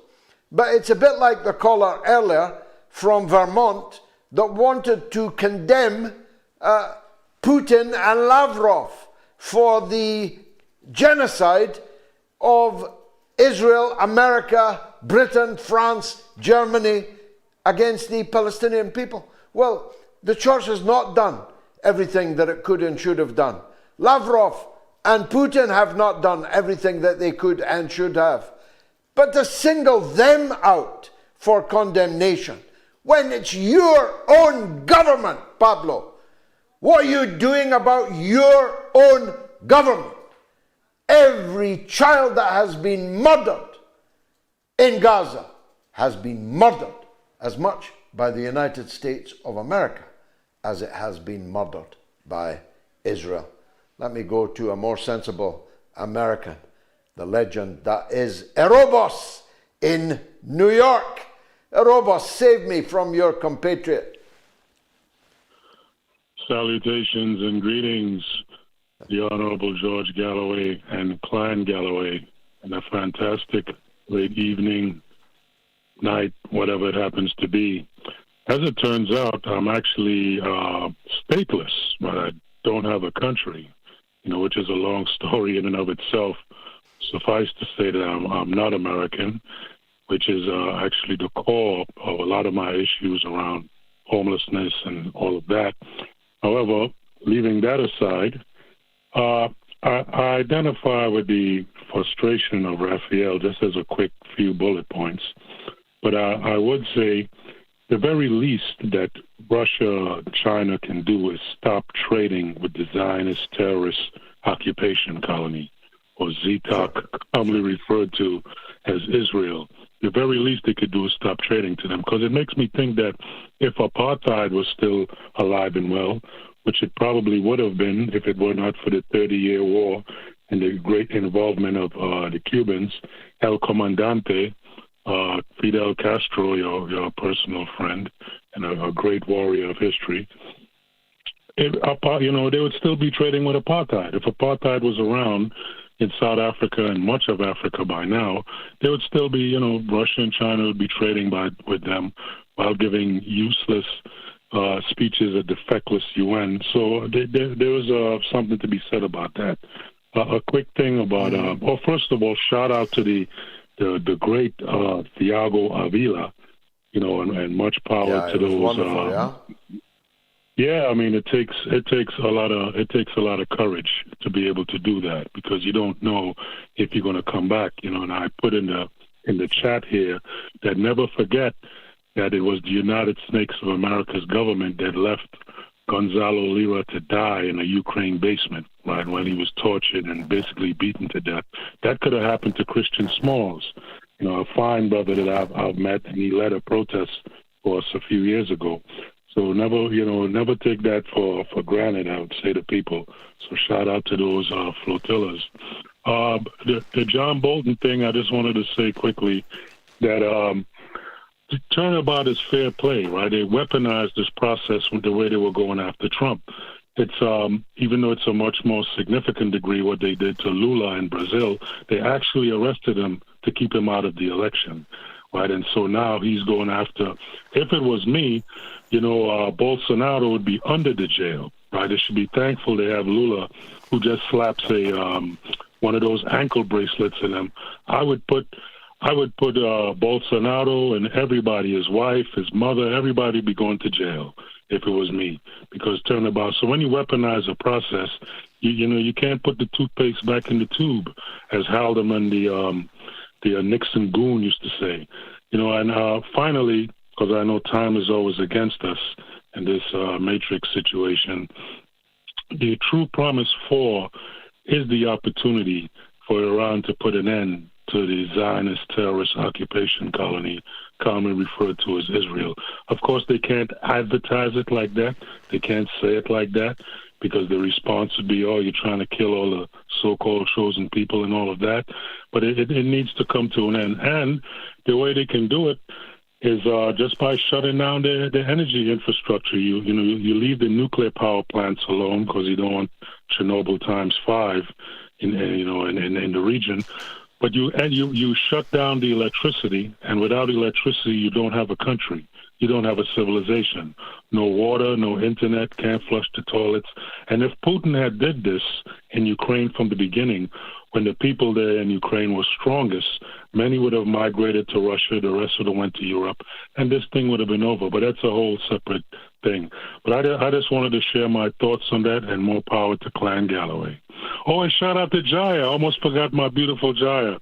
Shout out to her. Thank you very much, Jaya.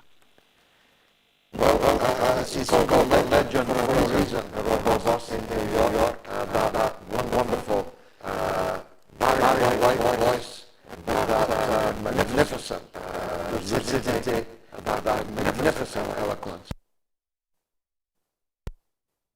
And he comes on, we're still trying, and I hope that people behind glass will find it able to achieve a more regular spot for so that we can see it. He put his finger on a number of really important issues there, and I don't know more about goes to death sentence any time.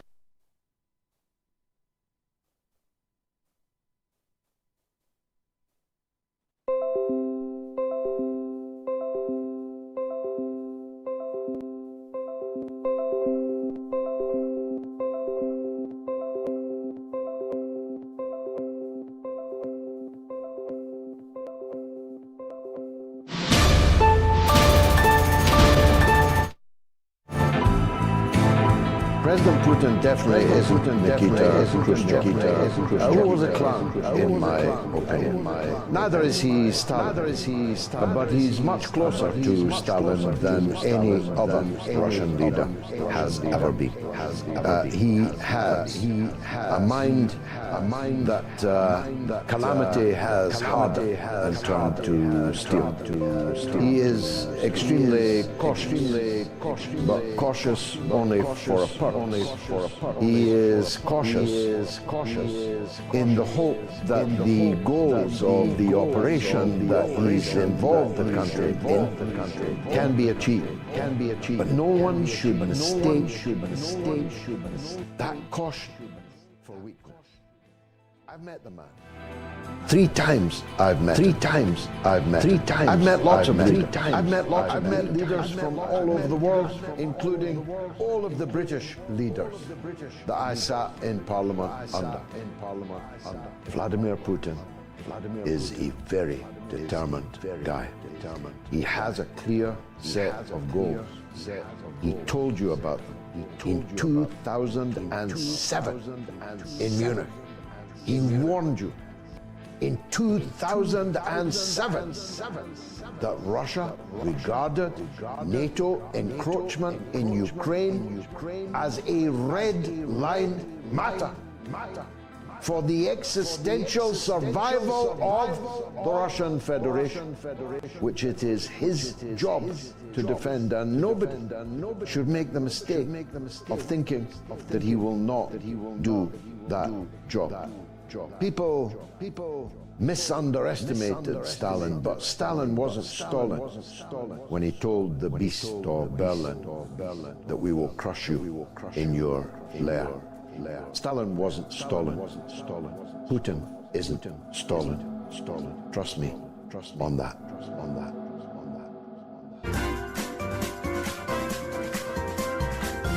You are listening to the mother of all talk shows with George Galloway.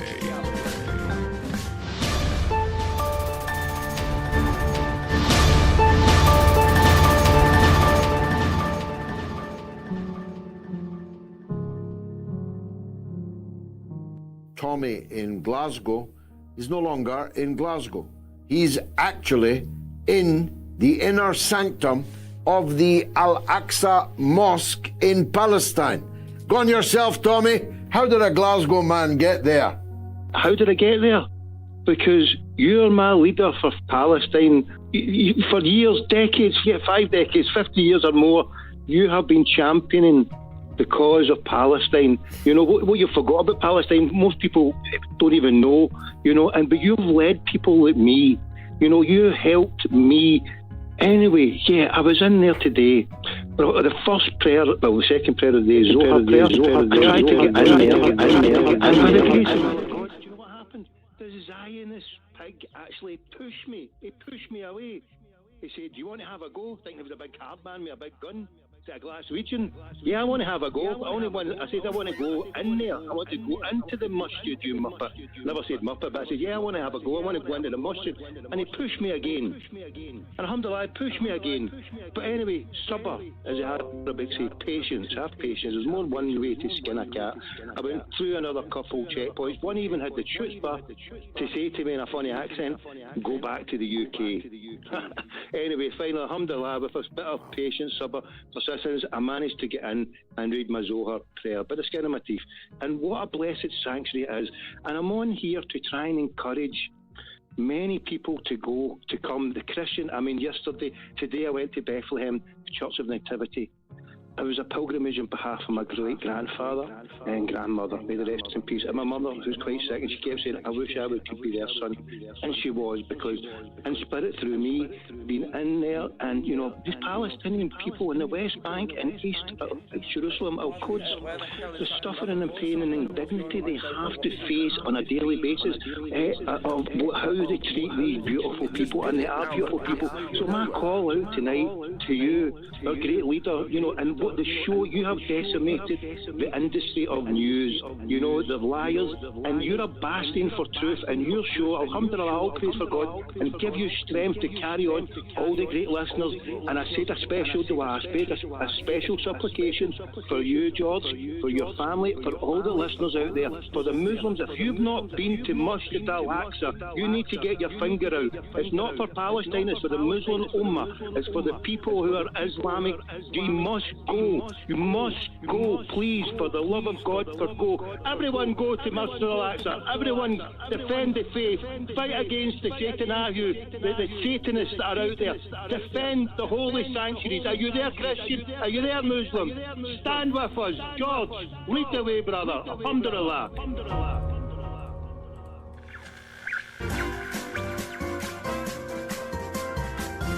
You are listening to the mother of all talk shows with George Galloway.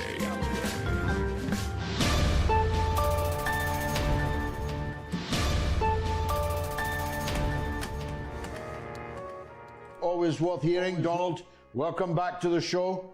The thing about democracy, this reminds me of Mr. Winston Churchill. And he's clearly stated, he said, the best argument against democracy is a 5-minute conversation with a voter.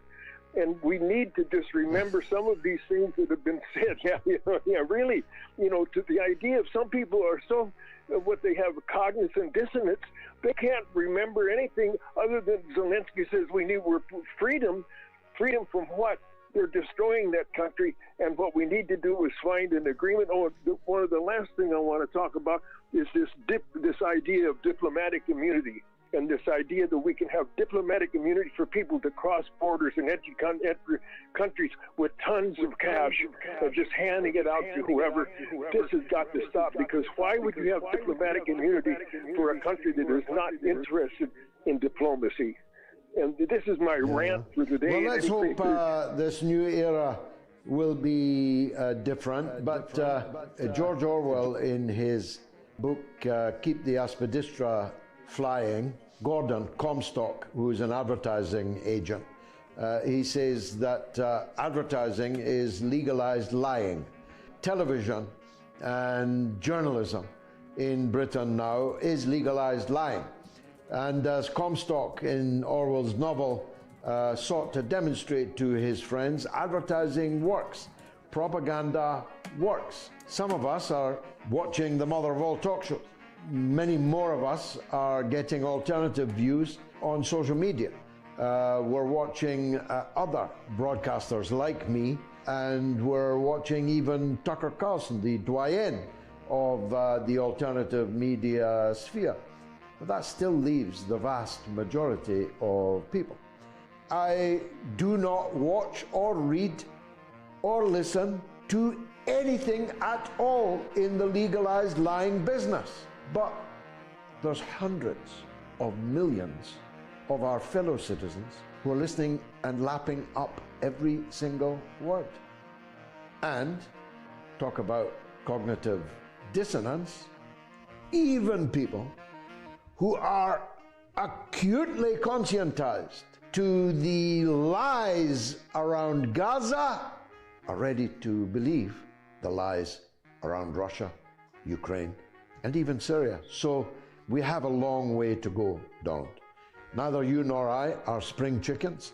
We're not going to see the promised land, but we may have taken our children an inch or two towards it by the time we shuffle off this mortal coil.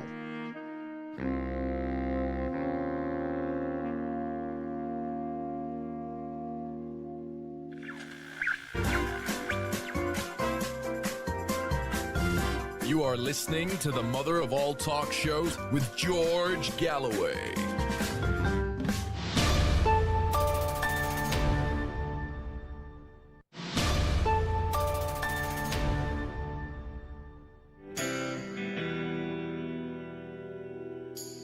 Tony is in New York on the ceasefire. Go ahead, Tony. Okay, well, first of all, I want to say that I've been listening to you since the 90s in WBAI. That was also the mother of all talk shows. Wow. And it was. Yeah, so I'm 54 now, and I was in my 20s as a political science major at Montclair State University. And, you know, I would listen to BAI, and I'm totally enthralled with your perspective, and now even more. So my question is this. Thank you, brother. What would Comandante Fidel Castro say about Gaza right now if he was alive?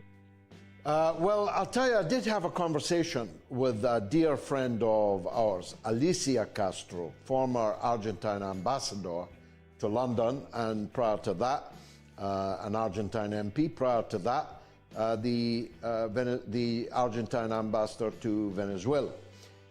And we talked not about what Fidel would have done. I'll tell you what he did in southern Africa. He sent 55,000 Cuban volunteer soldiers to go and fight apartheid and smash it, defeat it, fundamentally kill it in Quito, Cuanavale, in the great battle in Angola. And 10,000 Cuban volunteers left their bones in the African soil, which is not irrelevant to the point I'm about to make.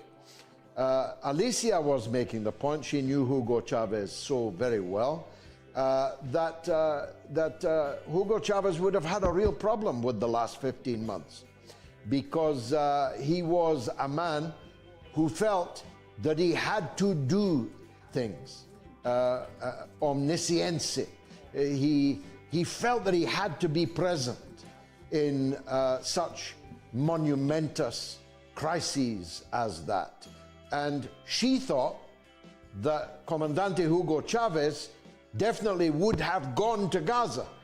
He would have put himself in Gaza, in the middle of all this horror, because he would not mentally, psychologically have been able to bear the shame of not doing so, of merely talking from the sidelines, merely condemning. He would have preferred to go there and die there. That's the kind of man that Comandante Hugo Chavez was, and the kind of man that Comandante Fidel Castro was too.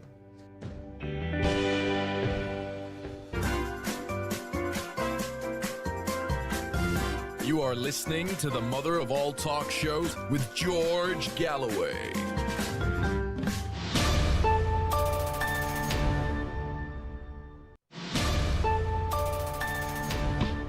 Jody is in Oregon on the Iran-Israel-US issue.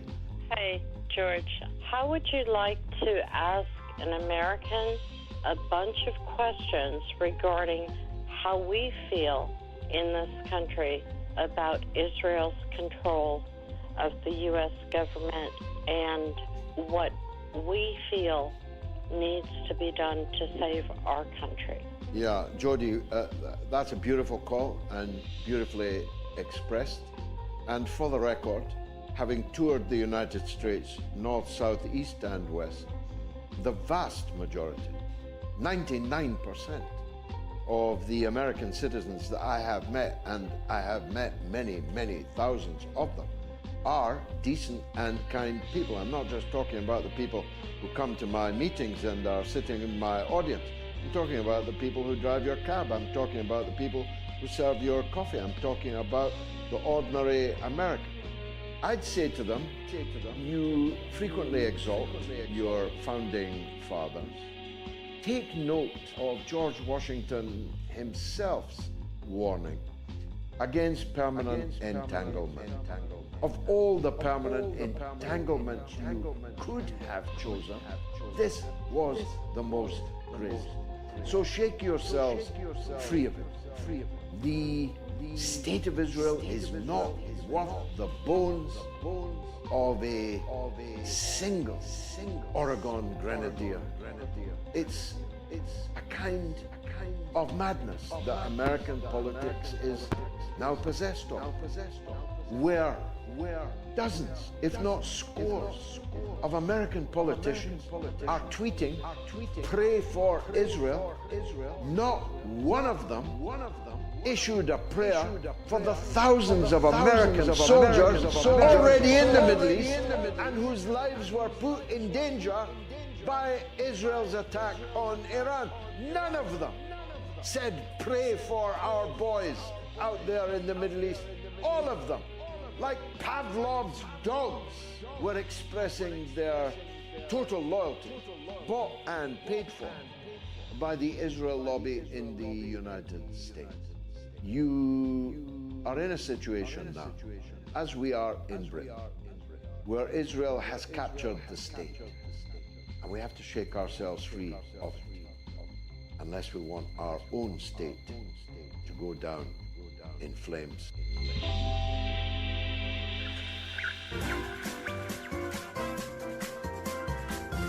You are listening to the mother of all talk shows with George Galloway.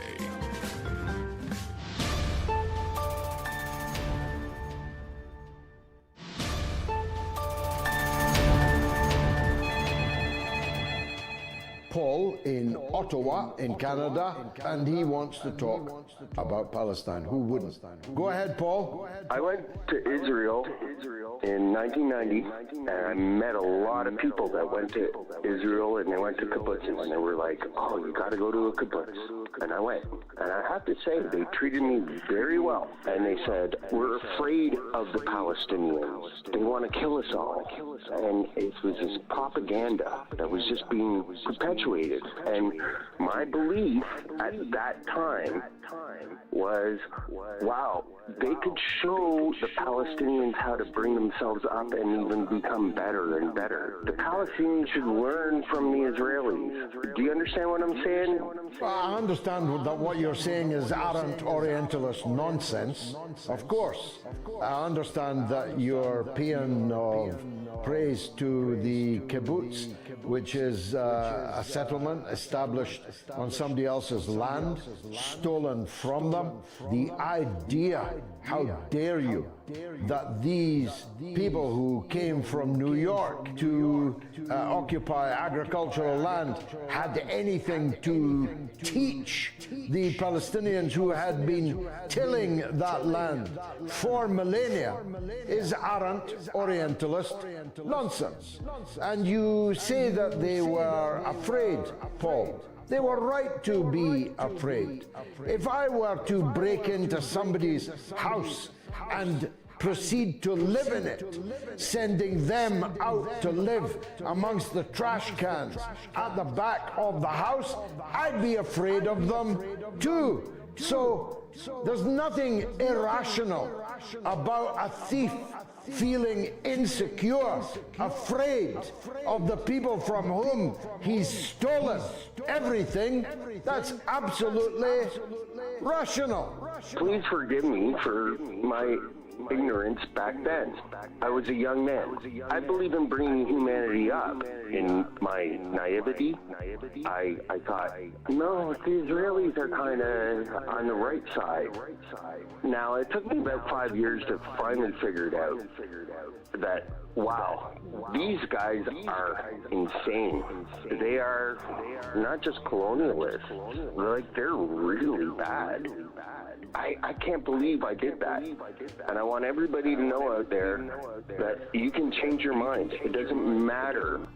Please, open your eyes. And, Very well said. Please. I forgive you, Paul. Please consider my earlier admonition to have been a premature ejaculation.